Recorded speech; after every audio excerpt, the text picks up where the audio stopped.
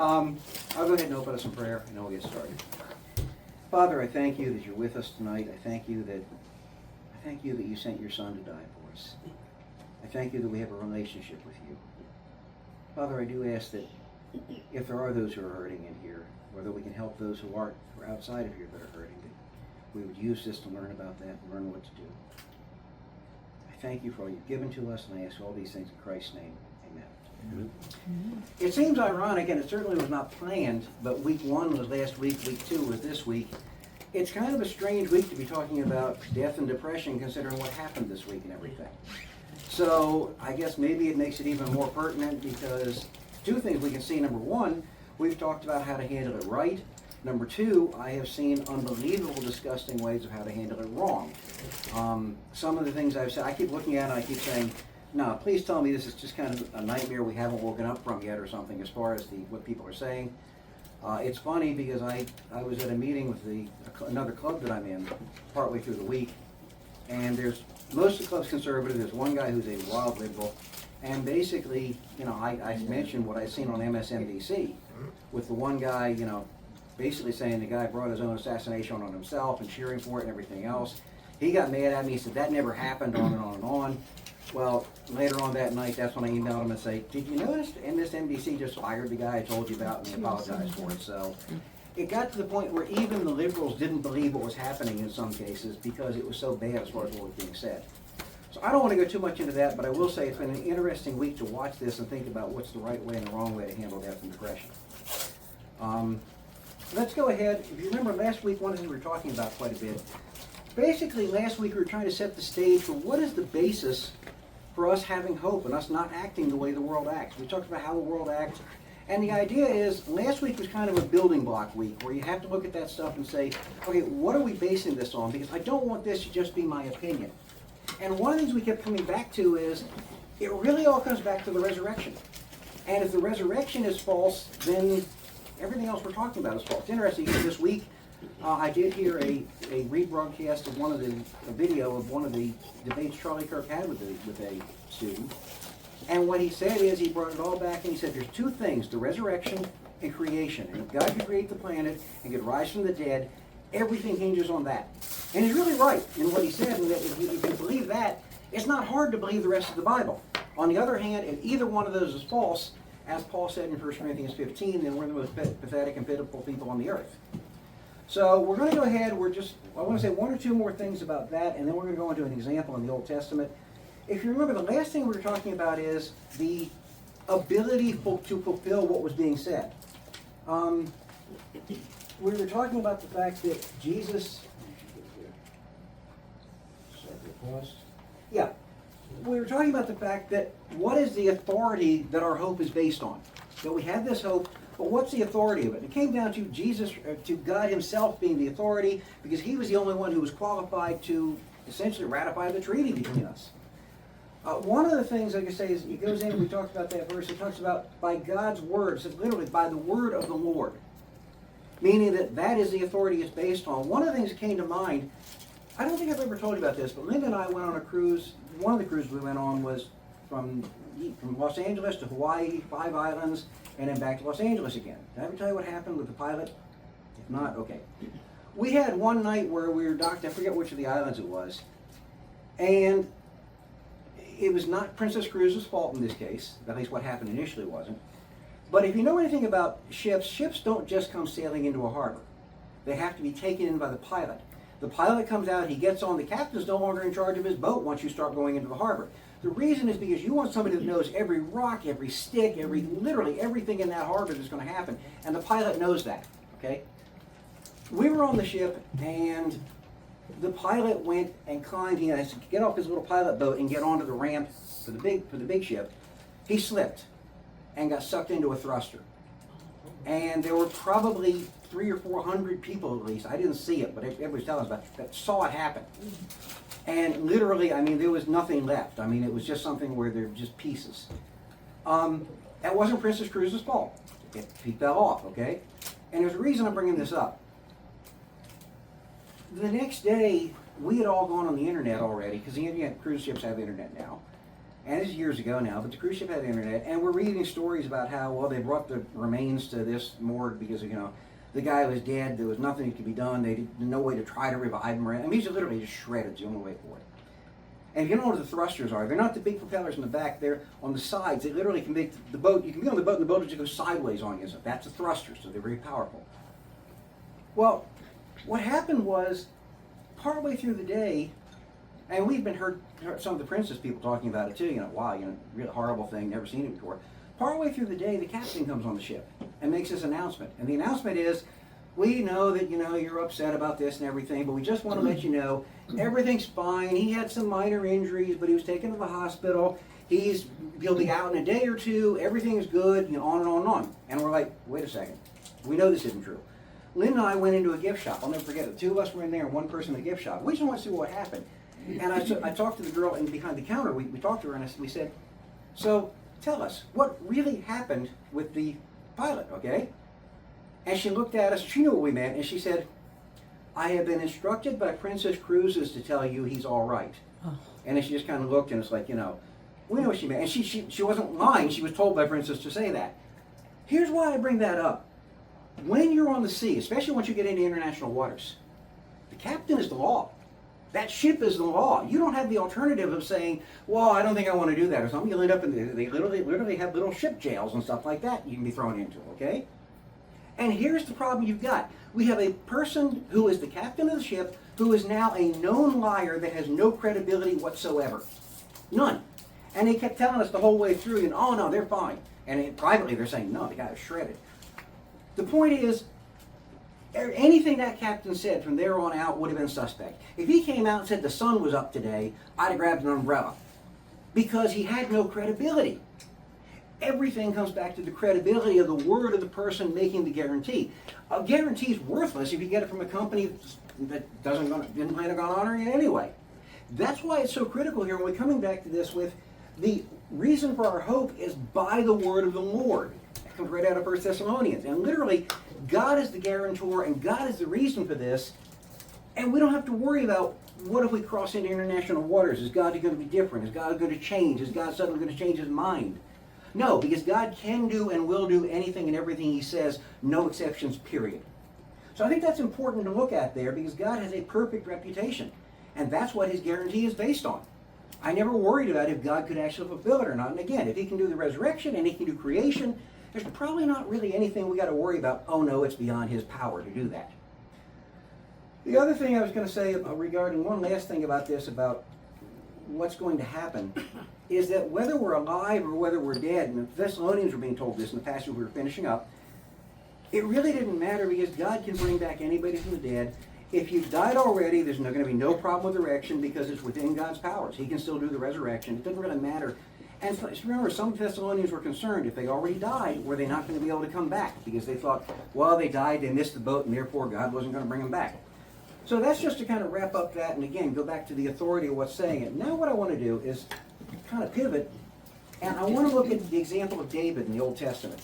David is a very interesting character in what happened when he ended up in a miserable situation, and a number of them actually. But the one we're going to talk to specifically is his first child that was born. And if you remember, David's first child, just historically, he saw Bathsheba, he knew that she was married to Uriah the Hittite, didn't really care, and he had an affair, and there was a child that came about from this. And what happens, especially that we want to look at, is what happens with Nathan, the prophet. Now, the reason I bring this up, I want to say this. This is kind of an idealized situation in some cases. I don't want us to think if we're not reacting the way David did, that there's a problem with us. And we'll get to that in a few minutes on why I'm saying that. But the first thing we can see with David is that when Nathan went in to lecture David, can you imagine, I mean, think about this. You're a prophet and God said to you, go tell the king, okay? Let me ask you this. Anybody here, if you were told, go down to the White House and go tell off Trump, okay? What would your opinion be? Do you think you'd make it in there? Even if you got in there, you know what the problem is? Well, not the problem. He can't order you to be killed. David could. If David didn't like what Nathan said, all David had to say is he's gone. And that was it. There's no appeal. There's nothing else. As powerful as the president is today, he does not have the authority to just say, get rid of that guy, whack him, I'm done with him, okay? He can't do it.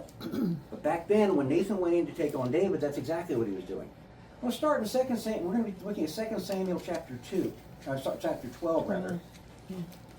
And starting in verse 14, it says, "However, because by this deed you have given occasion to the enemies of the Lord to blaspheme, the child also that is born to you shall surely die."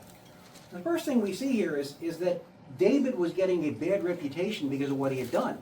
So that even those who were against God could say things that were true. You don't want to do things that are so terrible that the people that are against God can use them against you and make God look bad. So that's the first thing that's happening here. The other thing to look at here is that the death that was coming about of the child was a direct result of David's actions and a direct result of the judgment of God. Now, here's where I want to start to be very careful here, okay? Because you could easily take this passage and say, well, if a person has, whether it's a child dying, whether it's, they got hit by a boulder, whether it's a car accident or whatever, it must be that they did something wrong, and therefore, I don't buy that at all. There are times when God has to rein us in and has to do things to get our attention, and bad things can happen to us because of that. One of the things I disagreed with quite a bit, and I don't know if you encountered this or not, back in the 70s and 80s, Christian psychology was becoming very popular, okay? And there was some good stuff, but one of the things that I had problems with is, I don't remember who it was, but one of the really big popular guys back then, his basic idea was that sin, our own personal sin, was the root of everything that happened evil to us.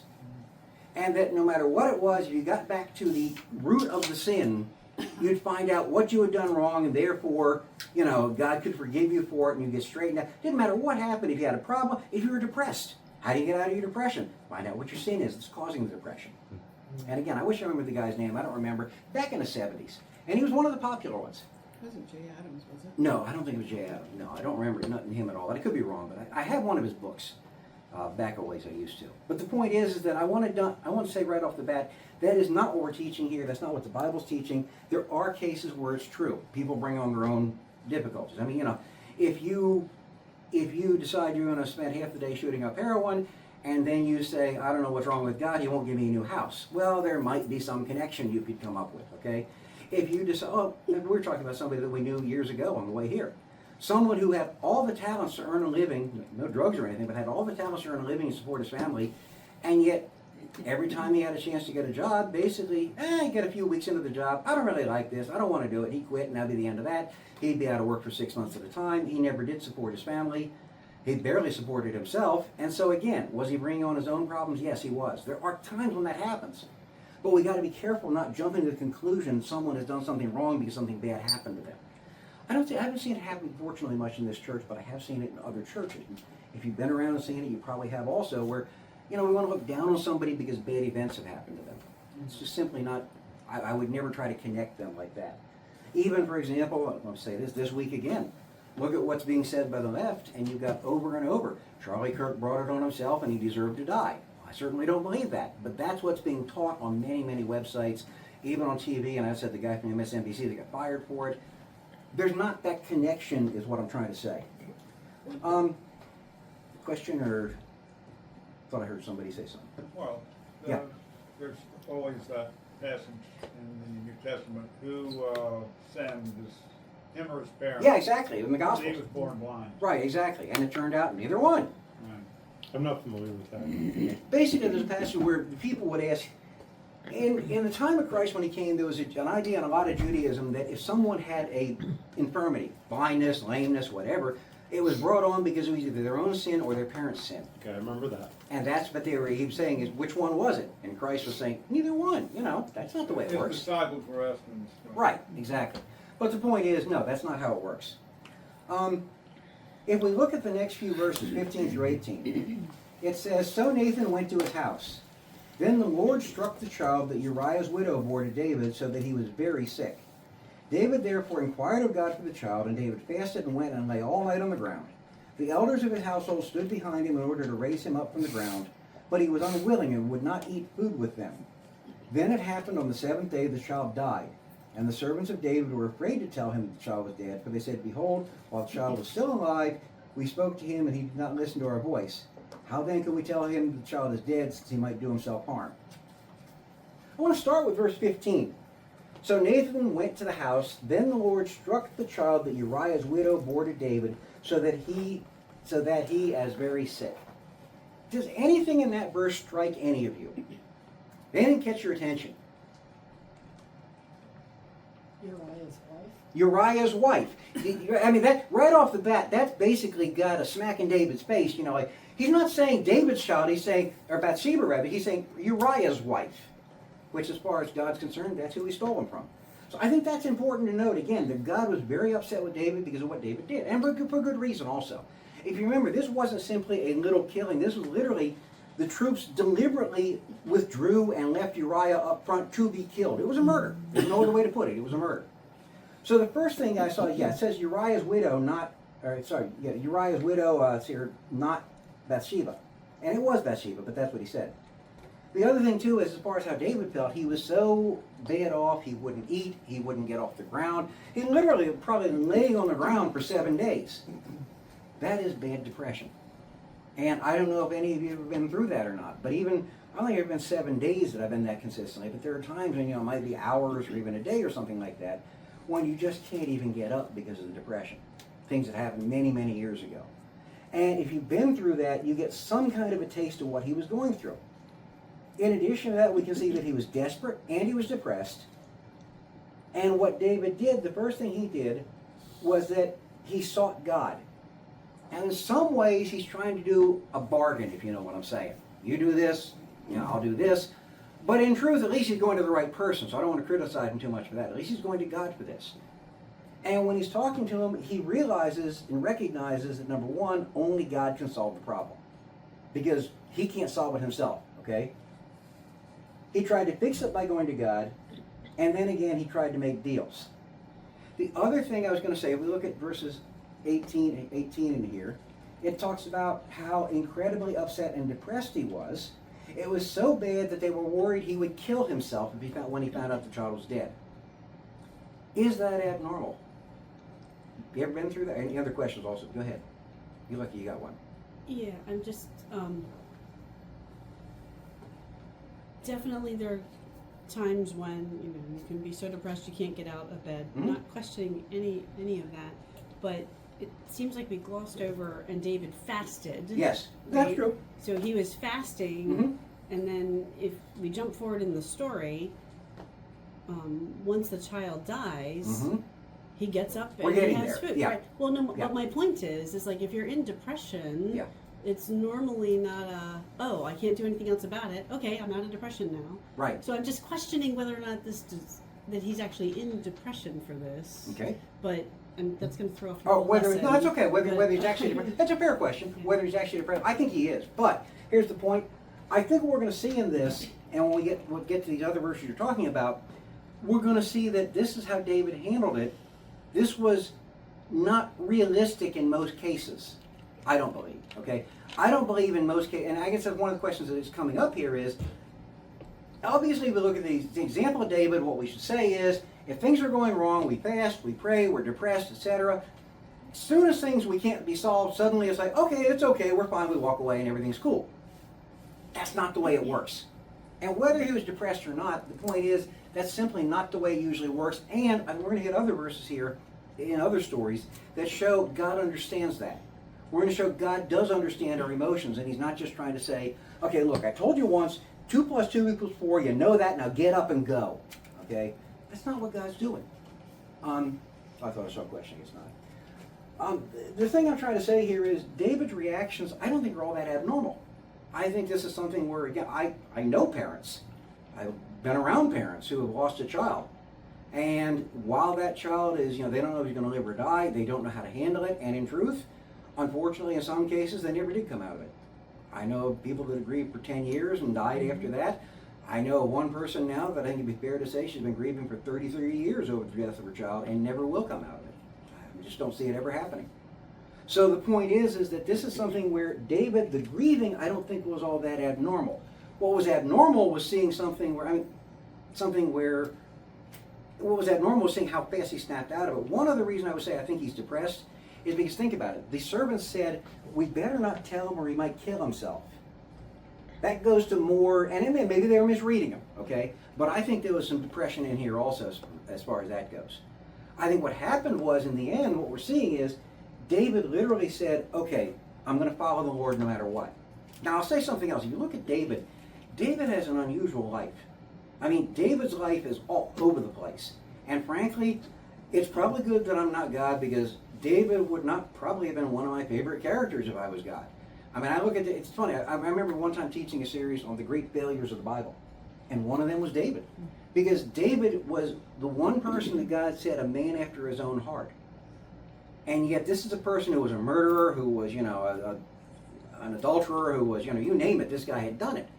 Not only that, but there was a number, he also wasn't leading his troops at times. He should have been leading his troops. There was a number of things like that going on. So David really, like I said, seems to be, I don't want to attach terms to him, but even from an emotional standpoint, seems to be extremely up and down. I don't want to call him bipolar or something. We don't know enough about him, but you got to wonder, he really does go up and down very fast on a lot of things. And you can say that it was, part of it is trusting in the Lord. I do agree with that, but there's more to that also. Unless we have questions, let me tie in these last verses, because we'll see this now, what we're talking about here. If you go to verse 19 through 23, it says, "But when David saw that his servants were whispering together, David perceived that the child was dead. So David said to his servants, 'Is the child dead?' And they said, 'He is dead.' So David arose from the ground, washed, anointed himself, and changed his clothes, and he came into the house of the Lord and worshipped. And then he came to his own house, and when he requested, they set food before him, and he ate. Then his servants said to him, 'What is this thing that you have done? While the child was alive, you fasted and wept, but when the child died, you arose and ate food.' He said, 'While the child was still alive, I fasted and wept, for I said, who knows, the Lord may be gracious to me, and the child may live. But now that he has died, why should I fast? Can I bring him back again? I will go to him, but he will not return to me.'" So here's what David's thought process is behind this whole thing is, I was begging God to not do this until the child died. Once the child's died, there's nothing he can do anyway. Get up. Have anybody ever been in that spot with somebody dying or something like that, where it's almost like when the person dies, you change completely temporarily even? I have, that's why I'm curious. Anybody else been in that? Like relief? Part of a relief, yes. That's one thing. Also, where you literally suddenly you're not crying anymore. Instead, I'll give you the example. My sister, when she died, when she was 21, she spent 5.5 weeks in intensive care. She was, like I said, up until she went in the hospital, she had literally had perfect attendance in school from kindergarten to 12th grade. I know no one else who ever did that.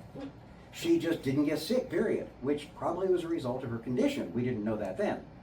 But the point is, when she ended up in the hospital, she was 5.5 weeks, intensive care, most of the time on a respirator, if not the whole time on a respirator. It was really bad, really gruesome. Okay. When she died, I still remember it probably about 3 o'clock in the afternoon. I called my parents and I said, call her friends. And I got on the phone and started calling her friends too, and said, all of them, go over to my mom and dad's house. We got over there and I brought pizzas. And what we had was, we had a night of remembering, we had a night of celebrating, is the only word for it. Not because we wanted her to die, but it was a relief. But more than a relief, it was something where we realized there wasn't a thing we could do about it anymore. Does that mean it was over and suddenly everything was okay? No, it doesn't mean that. There was a lot of times when we were very depressed over what happened. They go in and out. I think you may have the same thing happening here with David, where when that child died, it's like, okay, I'm going to celebrate tonight because I know we knew my sister was with the Lord, okay? By the same token, that doesn't just automatically go, okay, now I'll never think of it again, never have a problem again, and everything's cool. And sometimes we get thinking in these black and white terms in the church where, well, if you simply just trusted the Lord a little more or something like that, you wouldn't go through this. Well, 5, 10, 20 years later, there are still times when, I may for a moment be sad because my dad died or my sister died or something like that. You probably have the same things happen to you because that's normal. What's not normal is to never let it go and to never move on. And one thing we're going to see in this whole study as we go through it is there's a balancing act that occurs. Part of the balancing act is acknowledging that we're human, that we have emotions, and that's okay. The other half of the balancing act is getting to a certain point and saying, now, I need to make a choice. And the choice is get up, follow God, and do what I'm supposed to be doing, or keep wallowing this on and on and on. Again, to simply get rid of all the emotion and to feel nothing, that's just not normal. That usually is an indication something's wrong with you. By the same token, if it keeps going on, again, the one person I think of, 33 years. and she still can't get over it, period. I don't know, I said, maybe you guys run into that also, but I know other people have. Just keeps going on, and the day this person dies, they're basically going to die partially because they gave up 33 years ago. Their body just won't go. So again, the reason I bring this up is, David, I think, is kind of an ideal scenario in how to deal with it, in snapping out of it like that, but I don't think it's realistic in most circumstances as a permanent solution. Yeah. So I think, so like, we just had a death in our family Okay. 4 weeks ago. Okay. So my cousin, who was like my older brother, Mhm. jumped off a balcony and killed himself. Okay. So that's a different grief, man. That's Yeah. and you know, he didn't know the Lord. So Mhm. then you compound that. Right. It's a different, Yeah. you know, it's a different thing, because we don't have suicide in our family. You're right. And he's the first one that's done it. Mhm. And it's a different whack, man. Yeah. You get whacked, and it's Linda had a relative who. Go ahead. Yeah, well, my middle sister's first husband, he had been molested when he was a little kid repeatedly, and they were having marriage issues, and he ended up killing himself. Just, you know, he drove off to an empty restaurant and took a vacuum cleaner and carbon monoxide himself, basically. And that's really hard. Suicides are tough. It's something where I brought that up because she can understand things, you can understand things, I can intellectually understand it. I can't tell you what it's like to be a relative of someone who committed suicide because I haven't been through that. I'm happy I haven't, but the point is that sometimes you have to go through something in order to understand it. And I would think personally that the thing's difficult about suicide is the person made a choice to leave. And especially if you're a non-believer, what do you do then? Because I agree, I don't think I'll there's... throw out one interesting thing. So I went to the funeral of my brother's ex-wife's son, Mhm. who was young 30, and killed himself. Mhm. And we're there, like, so I'm there, and funny thing, like, I'm not very emotional. I'm Mhm. just not. But I couldn't even compose myself for 3 seconds to tell the mother that I was sorry. Right. Like, you know, it's pretty weird to go through Yeah. that. But it's just like, you know, you're looking at that, and it's just like Satan won over this kid. Right. He went from bad to worst possible scenario, and he's Mhm. not, you know, I don't know if he gets an explanation at the end or if he just lives in confusion for the rest of his life. But it's such a sad thing. And I think that as far as helping other people go, I think we're going to be dealing with this a lot more. I think you're going to see more and more suicides. Numbers keep going up. And I think you're seeing things get introduced. We look to Canada, for example. You've got assisted suicide, which is going on. And what they're finding is two things. Number one, in Canada now, 5% of all deaths are assisted suicide. It's more like promoted. Yeah. Now, well, the other thing I was going to say Trying to is, talk you into it. the other thing I was going to say is what they're finding is the assisted suicide, as they call it, it's not all end of life, it's not all final stage. In a lot of cases, it's suicide with a push. I mean, it's really not even suicide, because what's happening is they're running into finding out the doctors and others in the government are really going after people and hounding them if they won't do it. Well, you are a burden to everyone. That's happening now in Canada. Yeah, why tolerate? They've done some new studies on it in the last month or so they've been released that found out in Canada where they legalized this. They're finding there is a push to get people to go into it in many It's cases. an economic thing. Yeah, economics. Yeah, You can Money make, saving. right, you can make your house, you can make your country better off by just not being here. You're But a burden at now. the same time, by doing that, you are, I mean, you have to adopt a highly immoral position. Yeah, I'm not justifying it. Oh, I'm not I know you're promoting not. it. I know Yeah. you're not. I'm just saying. Yeah, I'm but, just yeah. throwing Go it ahead. out there. One thing I saw this week on the news is there's a family suing whoever the ChatGPT people Yes. are because Mhm. their son committed suicide and ChatGPT basically encouraged him to kill himself, Right. encouraged him not to talk to anyone else. Right. Just several things that ChatGPT facilitated the suicide. I didn't remember it was ChatGPT or Grok, which one, but I remember that I read the actual transcript of some of this stuff, and it was horrifying. That's kind of interesting because, like, you know, AI is basically just it's an impressive dumb machine. Yeah, it's echoing back, but what it's Talking- If talking to the a wall. moral constraints aren't in Right. part of the training, right. Right. then you're gonna get And, this. and what happened is it was literally telling him, I remember reading part of the transcripts, and it was things like, well, there really is a burden to those around you for it to be like this. And not only that, but maybe you should consider ending it all and things like that. And it was like, whoa. I mean, it's things you wouldn't expect. But that was what the AI was doing. You see governments pushing it. Not only that, but basically in a lot of cases, unless this country changes, I hope it does, but if it doesn't change, I think you're going to see more and more young people simply get depressed with what's happening around them, and that's it. Suicide numbers have been going up. And that's why, at some point in time, almost all of us will probably have to deal with someone else who's had this happen to them and has been affected by it. Yeah. One of the other things in Canada, the targeted group is kids with disabilities. Yes. Oh, fun. Oh, Don't you think it might be easier for your family, or Mhm. Yeah. you're always in so much pain? Wouldn't it just be better to be released from it? Well, How they can also do that found. to minors? Yeah, I don't know. they also found But they out. do. Yeah, they do in Canada. They also found out in Canada now that a fairly significant portion of these, 5% of the deaths, what they call assisted suicide, I think is now the third leading cause of death in Canada. A lot of these were actually not only children. They found in many cases they were children who have been ruled by the courts not being legally able to make informed consent, and yet that's part of the law. It doesn't matter. The doctors are still pushing it, and they're still doing it.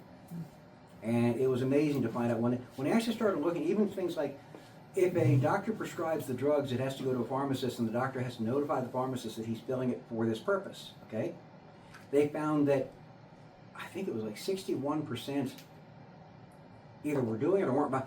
It was either 40% or 60% that was not even notifying the pharmacist, which is by law they had to do. So it was just the very basics of it. They're not following the laws, and even if they are following the laws, you still got some real problems with the laws like that, especially the wide open ones. A lot of Europe's finding the same thing. They're ahead of Canada, and they're finding that there's a lot of people getting into it who probably shouldn't. Well, I don't want to endorse anyone getting into it, but the point is, people obviously should not be doing that kind of thing. If it's down to literally, the person's going to be dead in an hour and a half, I don't know. I do know, I've talked to medical professionals who told me, they overdose on morphine or something. They never admit it, but they do. Just because they're down to the point where the people are in such unbelievable pain, and they're literally, death is imminent. I don't even know what to say about that, to be honest with you. I'd like to take a stand, but I'm not even sure where I stand on that. But most of them, that's not what we're talking about in Canada. We're talking about a process where the people are cognizant, where they know what's going on, where there's long periods, things like that. So the point is, in those cases, no, clearly it's something where I think we're going to be dealing with it more and more. Not only that, look at the social media, look at the things like that. They're pushing suicide now. I don't mean the media themselves are, but they're allowing groups to form on there that will encourage and direct and things like that. And these high school students, their peers in Yeah. high school were saying, "Why don't you kill yourself?" Right. And That you'll kind of stuff. just to throw out, they'll even have bots that are programmed to do Yeah. that. Yeah.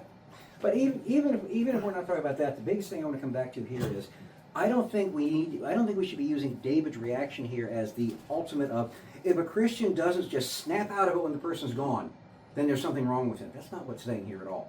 It is saying that in a perfect situation, a horrible situation that David made the best of, he was able to come out of it.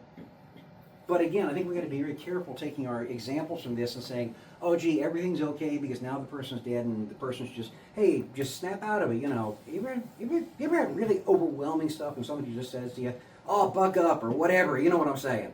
Let go and let God. Exactly. Oh, that's a big help, I know. Not only that, it's like, we've talked about this before. If I say to you, I'll pray for you, it means hopefully that night, but at some point in time, I'm going to pray for you, and probably with Linda, we'll both pray for you, okay? It means that will happen, okay? We've joked about it for years in most Baptist churches. I'll pray for you means I'm tired of this conversation, let me get out of here. And I don't really want to be bothered with it. And how many times you see people saying, I'll pray for you, I'm not minimizing people to say it and mean it, okay? But what I am saying is I've seen too many times where I knew the person didn't mean it. And all they were really trying to do is just get out of the conversation. So I think this is the case where, again, with David, we got to be careful in not taking it as if you're not doing this, there's something wrong with you. Just buck up and get going and forget about it. No, it's okay to grieve. But at some point in time, whether it's the day of the death, whether it's a week from there, whether it's a month from there, whether it's a year, whatever it is, there's got to be a time when you say, something, God's got something for me to do, I need to turn around and do it. That's when that choice comes in. That's going to be different for different people. And again, it's not always going to be one choice and suddenly you're done, okay? Sometimes you're going to choose and then you're going to slide back a little and choose. but at least you're progressing forward and going on to what God wants you to do. God never took any of us and said, I'm done, you know, you can live the next 20 years as a believer, but we got nothing else for you to do. It just doesn't happen. Every one of us has a spiritual gift given to us by the Holy Spirit for the edification of the church. As long as we have that, we're supposed to be doing something. And I literally say that, the one I remember I talked to you about, she was 96, I think she died when she just after she turned 97, the one woman that I went and met with a number of years ago. And she was in bed, she could do very little, but she was still thinking in terms of, how can I tell somebody that comes over to my house, you know, about Jesus, things like that. She wasn't, you know, she stuck in bed, couldn't do anything else, and, you know, caretakers would come over. Well, she was going to share the gospel with the caretaker. You know, she's going to cheer up the caretakers when she's in bed dying at 97 years old. That's the way she, and I was happy to see that also. So it was something that was really nice to see. Not everyone's that way, but if you're alive, God's got something for you to do, period. Again, back on this thing with David, I don't want to stay on this too long, but this is something, again, where just because something bad happens doesn't mean that you brought it on yourself. However, in some cases, like David, he did bring it on himself. The Bible says so. By the same token, something else I should say here that I think we all obviously know, the child did nothing wrong. The child died. It doesn't mean God was angry at the child, and I firmly believe any child that dies as an infant is going to heaven. We have other studies on that. I gladly show you where I get that from the Bible. It's not wishful thinking. I actually believe there are passages in the Bible that clearly support that, and not just because the person wants to see them. I believe there's theological reasons in Romans and places like that that show that a person who doesn't understand the gospel at that age, doesn't understand right from wrong, they're not going to be held accountable for their sin because grace covers it already. The other thing I was going to say is we saw in verse 20 that David worshiped God. He knew he couldn't change the situation, and again, I don't want to look too much at David now because we've seen this, but I felt I had to bring it up because I think it maybe is the most emotional spot in the entire Bible where you can see with someone dealing with death.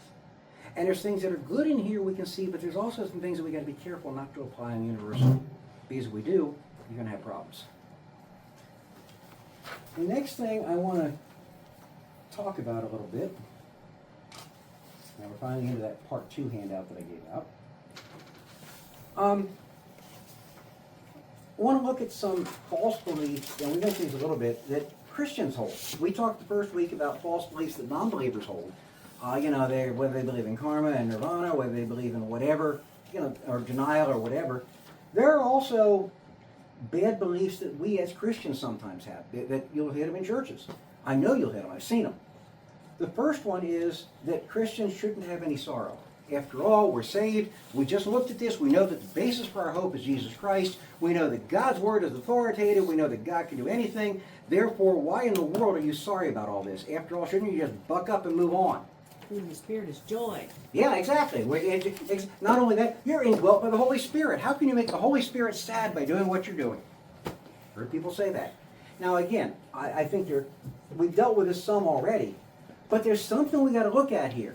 We have emotions, every one of us. There's not one of us in this room is a Vulcan. I've checked our ears. We're not. Okay? Thought I was when I was a kid, but I wasn't. The point being is this. If we are human and we have emotions, it means God created those emotions. He didn't give us necessarily what we're going to do with the emotions, but the fact that we can have an emotional reaction is a part of our makeup that God created. So therefore, to turn around and say we should just cut these off and be fine and move on when this happens, and like nothing ever happened, it's denying part of our creation, essentially. Because God created us as we are. He created us to feel sorrow. He created us to feel joy. He created us to feel all of these things. And if we're not feeling something, if we are totally without feeling, there's something wrong with that person. Whereas instead, the feelings are normal. So the idea of just everything's fine, no, that's just, again, denying who we are. The other thing I would say tied right into that is the idea that, you know, when we come to church, and I know we talked about this before, and somebody says, how you doing today? I'm not saying every time you turn around and say, well, I sprained my toe, and I cut my finger, and I did this, and I'm not saying that, okay? Not overload, okay? But there's nothing wrong with saying to a person, you know, I've had a crappy week. And we don't usually do that in church, because when we come to church, we've got our church faces on. We've got our happy faces on, because everybody knows everything's cool because we're in church. And essentially when we do that, we're really going back to the non-Christians. What they're doing is denial. Now, I'm not also saying that we all have to be unhappy when we show up either. Hopefully some of us had good weeks as well. And even if we've had bad events, we've been able to see God at work in them. But the point is that if we're simply just all the time just telling, oh, I'm fine, I'm fine, I'm fine, that's usually a sign that we're denying the reality of what's happening in our lives. I don't know anybody who's always having a good week. If you are, please tell me and let me know how to do it, okay? But I don't know anybody who's usually in that situation. The other thing I was going to say is that we have to look at is that believers. You ever heard people say believers don't get depressed? I've had people say that. If you're a true believer, you may be sad for a little bit, but you don't go into depression. You don't do this. You don't do that. And by the way, I don't know if this is true or not. There's new studies, interesting studies of depression, that have actually said that while it's long been believed that it was a chemical reaction in the brain that caused depression, they're actually finding there's never been a study that showed that. And not only that, they've been doing some other studies showing, no, the brain doesn't change at all, and the brain chemistry doesn't change. People get depressed. It's normal. I don't know. I'm not trying to settle that debate right now, but it's been interesting because for years we've all been taught, oh, the brain chemistry does it. Maybe, maybe not. I don't know. But the thing I was going to say is we can't say believers don't get depressed because sometimes it's almost like if a person's depressed, that means it's a sign that they're not strong enough in the Lord, that they should believe more, if they only had more faith, if you know what I'm saying. And maybe in this church, honestly, this is a better church emotionally than most churches, and as far as how you treat each other, how we treat each other, this is a better church than most churches out there. You don't realize if you've been here your whole life. But if you get out in the other churches a little bit, this stuff I'm talking about is common. It's not even, and I don't know, maybe it's happened here in the past, I really don't know. But whatever, the point is, this is stuff you're going to run into. The one thing I want to do here is to start with this idea that believers don't get depressed. And I want to look a little bit to start with at Jeremiah. Let's go ahead and turn to Jeremiah chapter 15. Jeremiah, who is known as the happy prophet, right? Your good time prophet. What was the problem with being a prophet in the Old Testament? What happened to most of the prophets and why did it happen to them? They were killed. Okay, a lot of them were killed. Some of them they didn't kill them. They just cut their arms and legs off. Some of them they just, threw them into a pit. Sometimes they did other things. So, they weren't all killed, but... Well, Jeremiah was carried away to Egypt. Right. Yeah, and the point is that a lot of this stuff that's happened to the prophets, why did it happen? Because they were saying the word of God and people did not want to hear it. Yeah. Not only didn't want to hear it, but think about this. Let's say that you've been, let's say, I'm not accusing you, but let's say somebody here who's been embezzling and cheating on their spouse and on and on and on, okay? Are you going to want one of your brothers in Christ to come up and say, gotcha, I know what you've been doing? No, of course not. You hear that and the first thing you're going to be is, get out of here. And if you have the ability to, let's say somebody comes and condemns your church. We don't do this anymore in churches, but back then, you come and condemn Israel, what happens? Most prophets, they're going to kill them. Okay, we're straight with God now because the guy who was telling us we're wrong, he's gone. Don't worry about him. Prophets did not have a long life expectancy in Israel. And not only did not have a long life expectancy, when they were living, it was ugly. It really was. It's amazing to me because of all the examples of people dealing with prophets, there were cases where Israel did turn because the prophet came there. But to me, the most extreme example of the right way to handle dealing with a prophet when he showed up at your doorstep and said, you scumbags, was the Ninevites, who were some of the worst people on the planet. When Jonah finally got off his butt and decided he was going to go there, what happens? They all say, oh, good grief, we got to repent. And you know something? God was ready to kill them all right then and there. He waited about 200 years before all this happened. And Nineveh was the worst of the worst, and it was Gentile. There was no Jews in Nineveh. Yet if you look at dealing with the prophet, Nineveh responded, in my opinion, probably better than any other group I've ever seen in biblical times. Even though they were non-Jews, and even though, there was actually a phrase, beware the scourge of the Assyrians. We're literally talking about these guys were known as the worst of the ancient world. I know of some of the ways they used to come and greet people when they took over a town, and you don't want me to even repeat them.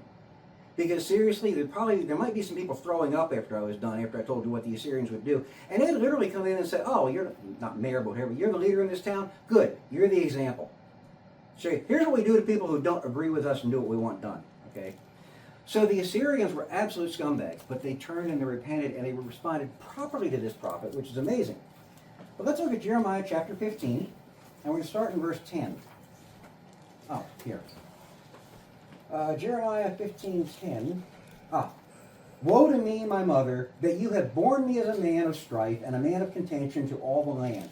I have not lent, nor have men lent money to me, yet everyone curses me. That sounds like depression to me. Does that sound like depression to any of you guys? Woe to my mother because she had me? I mean, that's the kind of thing where you got to go, that's pretty strong as far as how he felt. So right off the bat, if we're sitting here saying believers don't get depressed, then we got to say, well, was Jeremiah a believer? Yeah, I think Jeremiah was a believer. I don't have any doubt about that.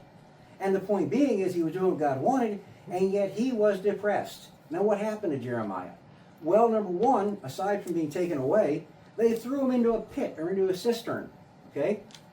And basically just left him there. In addition to that also, not with him, but with other prophets, traditionally the greeting for a prophet was everybody picked up a bunch of big rocks and started throwing them at the prophet. Okay? Again, not a nice time in Israel to be a prophet, but this is what they did to them.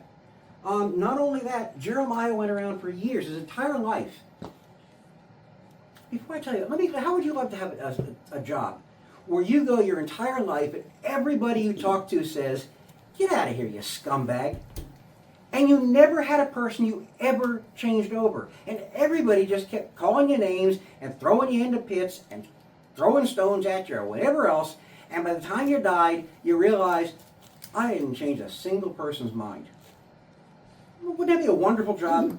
That's what Jeremiah had. And he was doing God's will by doing this. And my point being here is, he had reason to be depressed, but he also had reason to have hope in the Lord, to know that the Lord is going to take care of him. So again, this idea that a Christian doesn't get depressed, no. And he was an Israelite, but the point is, as an Israelite, no, he knew God would take care of him, but he was human. Again, if you've ever had a serious injury or something like that, yeah, you can rejoice that God's taking care of you. But I know when 20 years ago or so, when I screwed up my ankle really bad, when I broke it in 5 places, yes, I was confident that God loved me and would take care of me. I was not running around saying, oh boy, this is a wonderful ankle. Because it hurt. It still hurts today because of that. That's normal. You learn to live with it. But the point being is that, this is something where Jeremiah, as far as his life goes, his life was a mess, not of his own making. His life was a mess because of what people were doing to him. And he was depressed. The other thing I was going to say with Jeremiah, aside from that, he said in Lamentations, what Jeremiah also wrote, Lamentations 3:19 through 23, remember my affliction and my wandering, the wormwood and bitterness. Surely my soul remembers and is bowed down within me. This I recall to my mind, therefore I have hope. The Lord's loving kindnesses indeed never cease, for his compassions never fail. They are new every morning, great is your faithfulness. Not only have we got our songs from that, but if you think about it, what's he saying? It is so bad, he's got this bitterness of wormwood. He's got the wormwood and the bitterness in his mouth because of his life. And at the same time, he's also got this, I know God's mercies will never fail. So it's kind of a dichotomy, and we've all experienced that probably, where we know intellectually what God wants, but with the same token, we're still human. What we have to do is not tell the person who's in depression, you're sinning because you're in depression. Because that's not, there are times when people go into depression as a Christian, and they don't do anything to try to get out of it, and it is their fault eventually, okay? But that's not the norm, and we shouldn't just start accusing people of that. So this particular verse, verses, was special, became special, more special in 1985 for me. 1985, I was in the hospital 2 times. The first time for a month, and the second time for 52 days.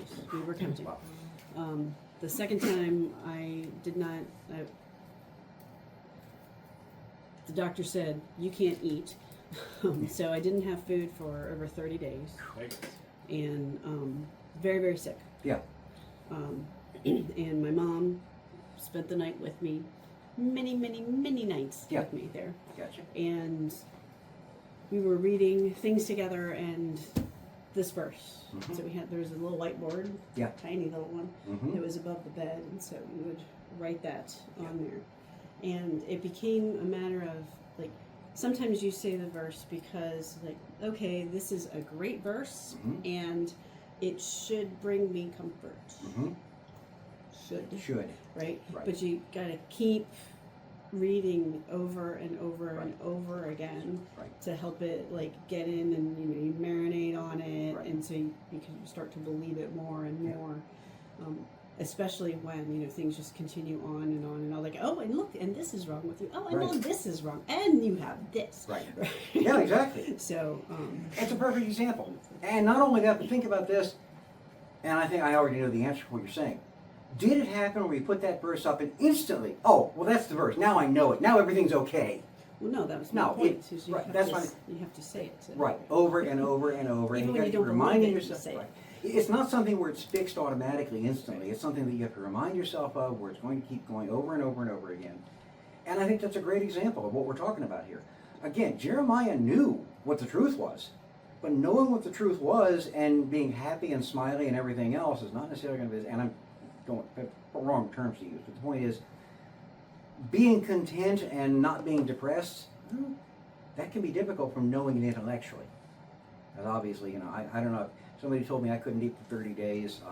You You died. can't really watch TV. Can't watch TV. You can't watch TV because all the commercials. There's like, and Yeah. look, they're All having the a food, fried you're right. chicken picnic, and You're right. oh, great. Yeah. And Linda said I would die. I disagree. I'd probably take a bunch of people with me before I died. They said I couldn't eat for 30 days. My first question would be like, you know, does that rule out pizza? Yeah, it does. Yeah, exactly. So, no, I can't even imagine something like that.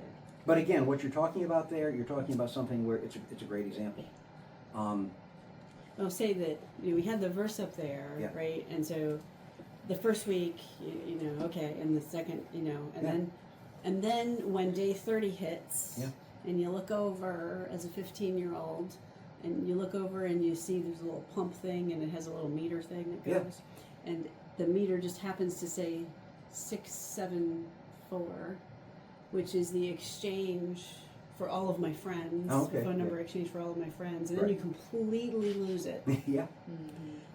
So sustaining, and then just total. Right. Right. Because God created you with emotions. Right. It's normal.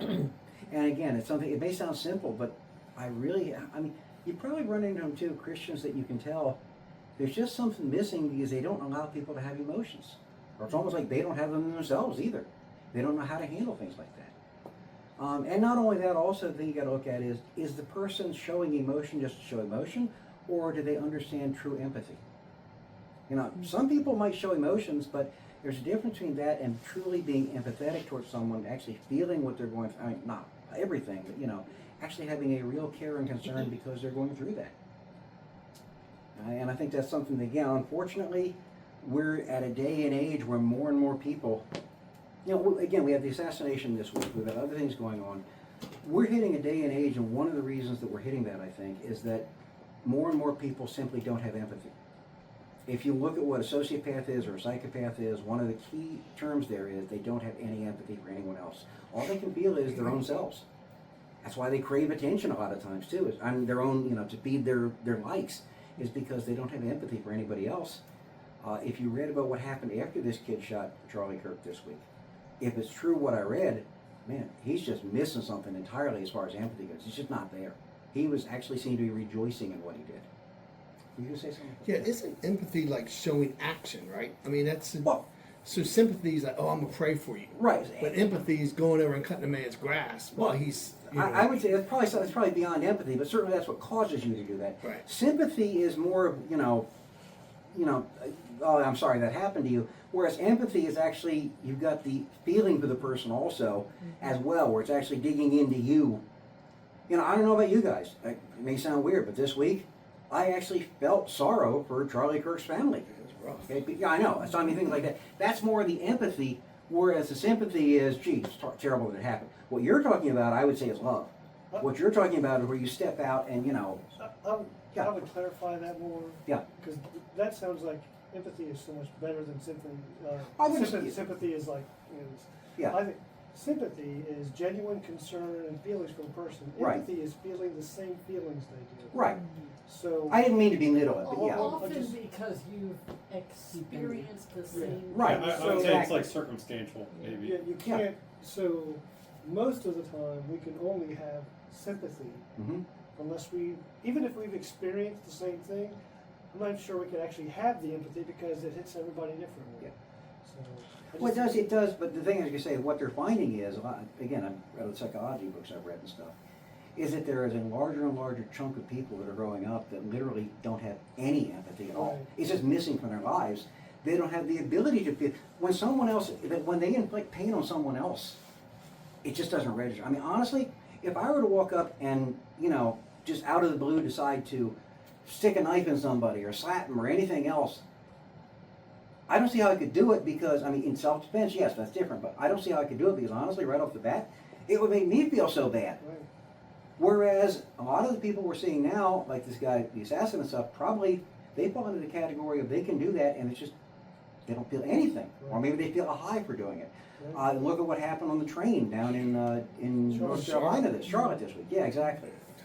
Although in that case, it looks like schizophrenia may have been involved Oh, yeah, he too. was- But which is interesting there is the fault, if you look at that, is why did the judge, when the mother came and said, don't let my kid out, send him for help, and the judge said, nope, sign a paper and I'll let you go. And that's what happened in that case. But the point is, what you've got is people that are more and more, I think, that are into, you know, they don't have empathy. And the reason they don't have it is because, think about it, we're getting more superficial as a society. I don't mean in the church, but think of it, what are you doing? You know, I don't have all me and stuff, okay? How many people do you walk, how many times do you walk through a store and had this almost walk into you? Yeah. Okay? Mm-hmm. Every time I go in a store, just about, somebody almost walks into me because they're not looking. Whatever the reasons are, something has been changing. Even from when I was a kid, and I'm sure from when you were a kid, you probably noticed the difference in a lot of people today compared to what they were then. People may have been scumbags back then, but usually you didn't run into too many of them that just had no ability to have any feeling for anyone except themselves. Is this a failure of the family and teaching? I think that's part of it, yes. Personal opinion, yes. I think that's very... Also, the fact is we're getting further away from God as a society. Well, and we're basing this in media. I mean, there's so much more media than there was Yeah. even 20 years ago. Well, that, and let me throw one other thing. How do you become happy in life? By getting more things, by having more things, by getting bigger things, by getting better positions. That's not how you become happy. But if you listen to the world, that's what the world's telling you. I think that's become much more prevalent today. Don't get me wrong, it was there when I was 50 years ago, but I think it's become much more prevalent today with that kind of Well, messaging. and then when you get to heaven, everybody enters the contest for who had the most stuff. Yeah, exactly, right, exactly.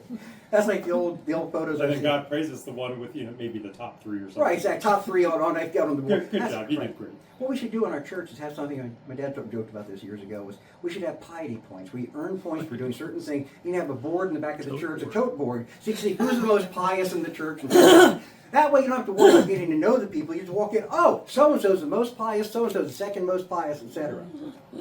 Actually, there was somebody that wanted to publish that as a joke. He wrote a paper on it, just as a joke, him and his friend. And they decided they did not want to publish it because they said somebody would take it seriously. But anyway, I'm going to stop here for tonight and I'll tell you why. We're going to get into Elijah next, which is another important one to look at. And then we're going to look at Job also.